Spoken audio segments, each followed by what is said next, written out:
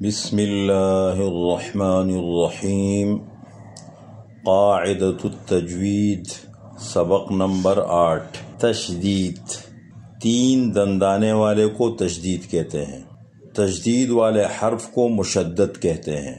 مشدد حرف کو سختی کے ساتھ ذرا رک کر ادا کرتے ہیں۔ میم مشدد اور نون مشدد پر ہمیشہ غنہ کریں گے۔ جہاں کہیں بھی قرآن کریم میں نون مشدد آ جائے، نون ہو اس کے اوپر تشدید ہو یا میم ہو اس کے اوپر تشدید ہو، ان پر غنہ کریں گے۔ ان دونوں کا نام ہی حرف غنہ ہے، ان کو حرف غنہ کہا جاتا ہے۔ دیکھیں میں مشق کرتا ہوں۔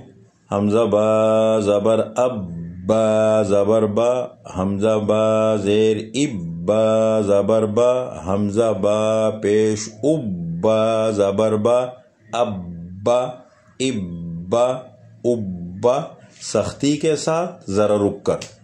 اتا، اتا، اتا، حمزہ ثا زبر اث، ثا زبر ثا، حمزہ ثا زیر اث، ثا زبر ثا، حمزہ ثا پیش اث، ثا زبر ثا، اثا، اثا، اثا، اجا، اجا، اجا، احا، احا، احا، اخا، اخا، اخا، ادا، ادا، ادا۔